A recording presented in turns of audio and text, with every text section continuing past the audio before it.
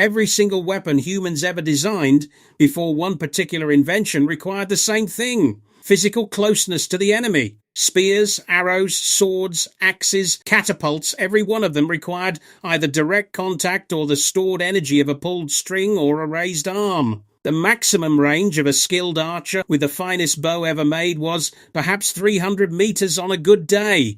For most of human history, killing in war meant getting close enough to see your enemy's face.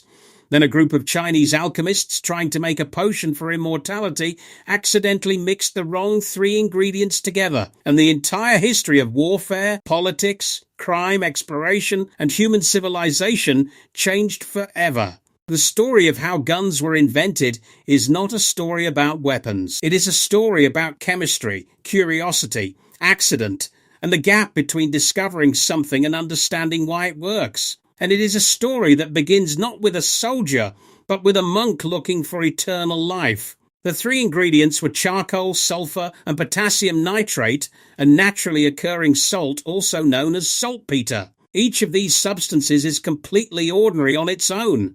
Charcoal burns, sulfur burns. Potassium nitrate is a white powder found in caves and around decomposing organic matter.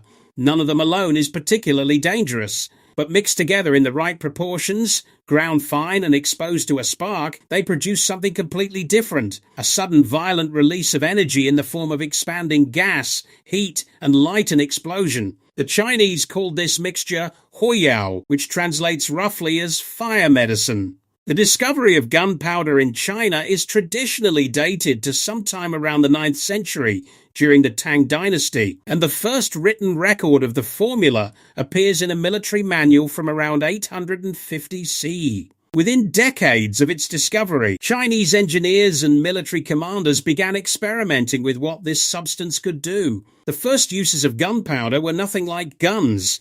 They were fire weapons, bundles of burning gunpowder attached to arrows to set enemy fortifications alight, or simple grenades made by packing gunpowder into clay pots and throwing them at enemy formations. The explosion was useful, but imprecise.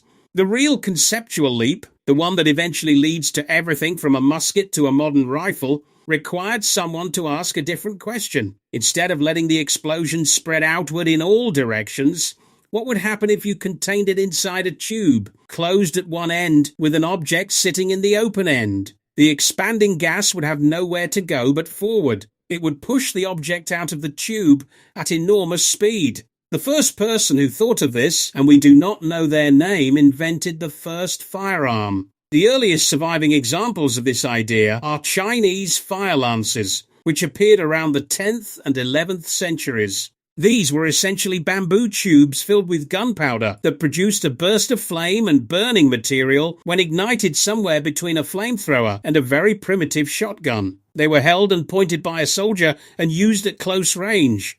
The flame and debris they produced could cause burns and confusion, but they were not yet true guns in the modern sense because the projectile was not yet the point. Then, sometime around the 12th and 13th centuries, metal tubes began replacing bamboo. The gunpowder formula was refined to be more powerful, and solid projectiles, stones, ceramic balls. Eventually, metal balls began to be deliberately loaded into the tube to be fired outward. The hand cannon was born, and with it, the entire trajectory of human warfare began to change direction. The technology traveled west along trade routes and through the Mongol conquests, reaching the Islamic world and then Europe by the early 14th century. European rulers and military commanders immediately grasped what they were looking at. Here was a weapon that could project lethal force from a distance far beyond any bow, could punch through armor that made a swordsman nearly invincible, and could be used with relatively little physical training compared to the years required to produce a skilled archer.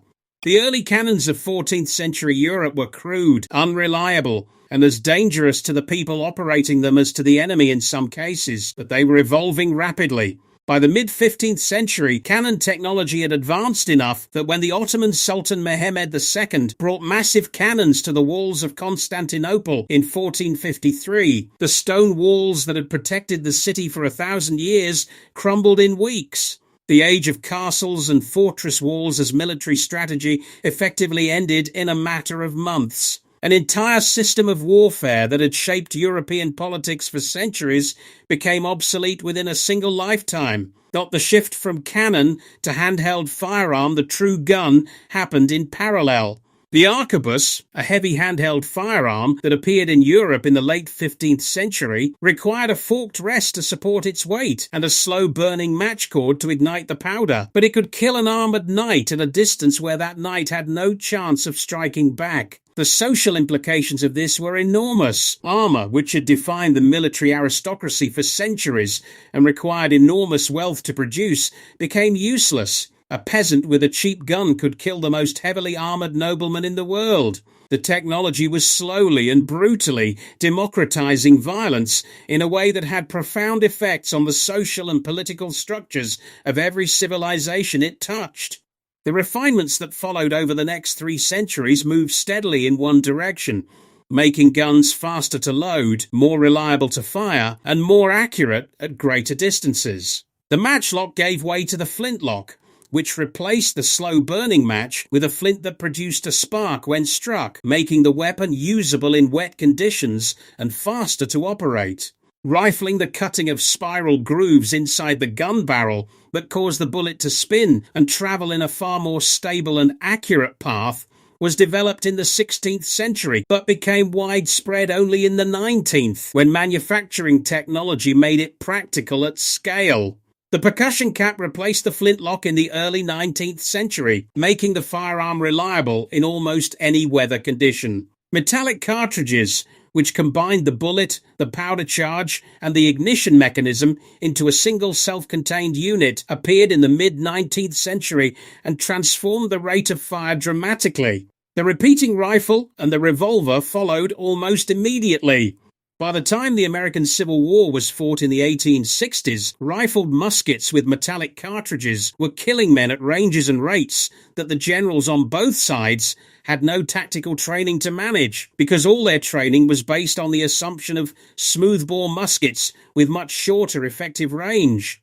The result was some of the most catastrophic casualty rates in military history, with officers ordering charges and formations that had been tactically sensible 50 years earlier and were now simply mass death. The technology had once again moved faster than the human ability to understand what it meant. All of this, from a Tang Dynasty alchemist mixing charcoal and sulfur to a metallic cartridge repeating rifle, unfolded across roughly 1,000 years. 1,000 years from accidental fire medicine to a weapon that could fire 15 aimed rounds per minute at a target 400 meters away. The gun did not change human violence.